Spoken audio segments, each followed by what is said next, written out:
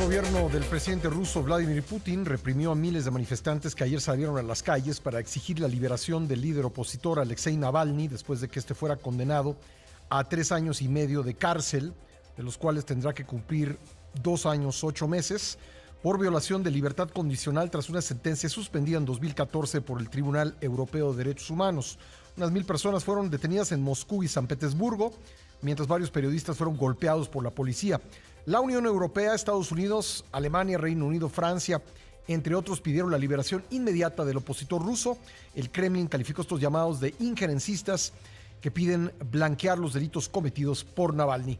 Vamos a hablar sobre este caso, como hemos venido haciéndolo, con Beata Wojna, quien es internacionalista, profesora de Relaciones Internacionales del TEC de Monterrey y ex embajadora de Polonia en México. Beata, bienvenida nuevamente al programa. Buenos días. Buenos días, Pascal. Un gusto saludarte. Bueno, ¿cómo ves la evolución del caso Navalny en Rusia? Mira, pues era uno de los escenarios que se estaban contemplando, o sea, la posible, en primer lugar, detención y ahora la condena de este opositor ruso, Alexei Navalny, tomando en cuenta o retomando las autoridades rusas, pues, una sentencia del año 2014 que efectivamente fue suspendida en su momento y Navalny gozaba de libertad condicional, que pues en esos casos pues siempre se puede usar en contra, digamos, de del sentenciado en su momento. Entonces es el caso que estamos viendo hoy en día, el uso de esta sentencia suspendida que, como se ha mencionado en tu programa, pues fue cuestionada en su momento también por el Tribunal de los Derechos Humanos, el Tribunal Europeo de los Derechos Humanos. O sea, yo creo que es un mensaje muy claro desde Putin. No hay posibilidad de cambio democrático en Rusia. Y cualquier intento de oposición, de cuestionar el poder, el gobierno del actual presidente, pues va a ser reprimido duramente. Es un mensaje muy triste, yo diría, porque durante muchos años nos hemos fijado en Rusia y hemos vivido hasta cierto punto en la ilusión de que es un país que sí, poco a poco, pues va a ir abriéndose hacia la democracia y va a ir consolidando el cambio democrático que se inició en su momento con la caída de la Unión Soviética. Pues hoy en día vemos claramente que no es así y que es un país que autoritario en sus comportamientos y que no hay prácticamente independencia de ninguno de los poderes que existen en este país. Entonces es una triste realidad. Poco pueden hacer, me da la sensación, los países, los observadores internacionales, los países vecinos, los países de la Unión Europea, que sí efectivamente ha habido una condena, quizás no tan firme como se esperaría, pero una condena definitivamente de lo que está pasando en Rusia, y poco puede hacer también la oposición, pero el gran mensaje que viene precisamente de este juicio que se hizo ayer en Rusia, el gran mensaje de Navalny es que la gente no tenga miedo, no se asusten y que sigan pues luchando por las libertades en este país. Bueno, a lo largo del mandato de Vladimir Putin, que ya tiene 2 décadas, ha habido pues diferentes figuras de la oposición, pero creo que ninguna, tú me corregirás, pero me parece que ninguna ha generado tanto atractivo, ha sacado a tanta gente a la calle como Navalny. ¿Cuál es el atractivo de Navalny frente a otras figuras de la oposición que ha habido en estos 20 años?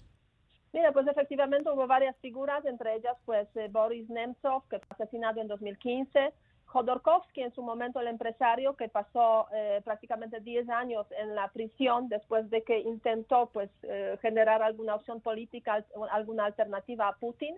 Y ahora tenemos a Alexei Navalny. ¿Cuál es su atractivo? Es un personaje carismático, no cabe duda, pero por otra parte también el tema de las redes sociales y la capacidad de generar digamos, información para las redes sociales, información crítica con el régimen. Yo creo que eso es una gran ventaja que tiene ese líder de la oposición. De hecho, pues él creó una fundación anticorrupción, que se ha dedicado a investigar varios casos de corrupción precisamente en Rusia. involucrando casos de corrupción que involucran a las altas autoridades, incluyendo al presidente Putin. Y esos casos de corrupción, pues sí, efectivamente han provocado pues un gran descontento en Rusia entre la población, que está viviendo pues tampoco momentos tan buenos desde el punto de vista del desarrollo económico, de los ingresos y de las opciones y posibilidades que tienen. Yo siempre digo que si la gente económicamente hablando está contenta, pues la verdad es que quizás no se quejan tanto, pero cuando las condiciones económicas empeoran, y es lo que estamos viendo en Rusia, pues también crece el número de las personas que pues se oponen al régimen existente. Entonces, en ese sentido, esos son los elementos a favor precisamente de Alexei Navalny, su gran reconocimiento a través de las redes sociales que ganó precisamente a lo largo de los últimos años. Y el último reportaje, bueno, un gran reportaje sobre el caso de corrupción del presidente Putin involucrado en una propiedad en la costa del Mar Negro, pues ya ha sido visto por más de 100 millones de usuarios, ¿no? Lo cual pues es un número considerable de visibilidad, se puede decir, en este contexto. Sabemos muy bien que a través de las redes sociales pues se puede generar una gran interacción. Ahora bien, eso tiene que, digamos, traducirse en la participación de la población en las manifestaciones. Y es lo que hemos visto también. Muchos jóvenes, pues la verdad es que están un poco hartos también con la forma de gobernar de Putin, con ese régimen autoritario, y participan en las manifestaciones. Varios miles de detenidos en los últimos días, pues reflejan precisamente que a pesar del miedo, a pesar de digamos, las medidas muy fuertes que han puesto las autoridades de seguridad de Rusia, por ejemplo en Moscú, pues la gente sale y la gente se manifiesta. La gente pierde trabajo por eso también, y es lo más triste, ¿no? O sea, por ejemplo, ha habido varios despidos en las universidades de los profesores, de los maestros que han participado en las manifestaciones o que han apoyado de alguna forma a Navalny a través de retweetar algún mensaje, y han perdido trabajo por eso. Bueno, y ahora te hago la pregunta en el otro sentido. ¿Qué es lo que preocupa tanto al gobierno ruso, al gobierno del presidente Putin, este personaje Navalny? Mira, obviamente la gran atracción y la gran capacidad de movilizar a la gente es en primer lugar.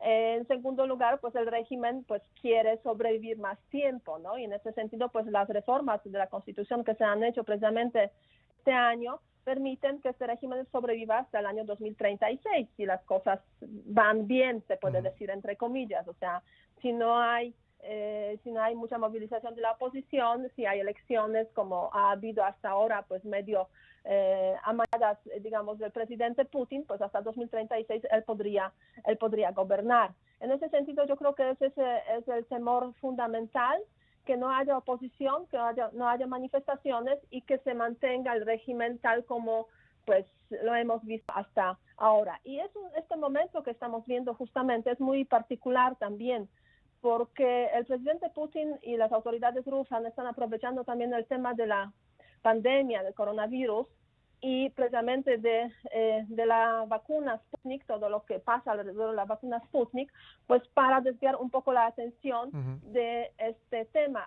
En la sombra de la vacuna, pues están intentando un poco pues deshacerse de la oposición, marginalizarla, aplacarla, en este contexto. Es un momento, como digo, desde el punto de vista político, difícil para Rusia, para la oposición, pero el momento de la vacuna y del coronavirus pues facilita esas acciones pues muy autoritarias que van contra la oposición. Bueno, hemos visto diferentes ejemplos internacionales de cómo una sentencia de cárcel no le quita liderazgo a una persona. Digo, está por supuesto el caso muy conocido y quizá extremo de Nelson Mandela, pero ¿qué hará la cárcel al liderazgo de Navalny, en tu opinión?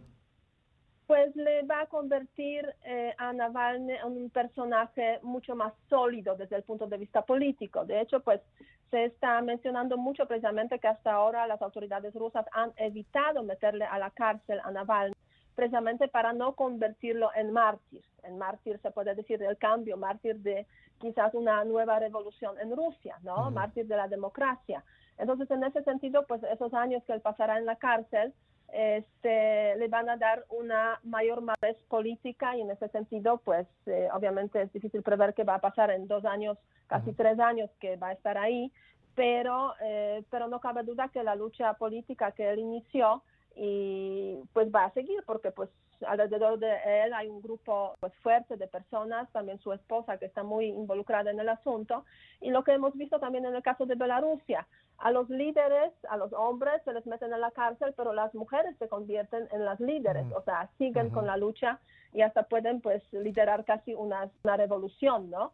Entonces yo creo que va a pasar algo similar en el caso de Rusia, aunque no cabe duda que las personas alrededor de Navalny que se quedan, digamos, con la tarea de seguir con la lucha, pues van a enfrentarse también con muchas restricciones de parte de las autoridades. Pero sí, él pues estará ahí como consolidando, se puede decir, su fortaleza política como un líder político ya mucho más reconocible. Bueno, pues lo estaremos viendo, Beata, y te agradezco como siempre que tomes la llamada. Eres muy amable. Muchísimas gracias. Hasta luego. Cuídense mucho. Gracias a Beata Wojna, internacionalista, profesora del TEC de Monterrey y ex embajadora de Polonia en México.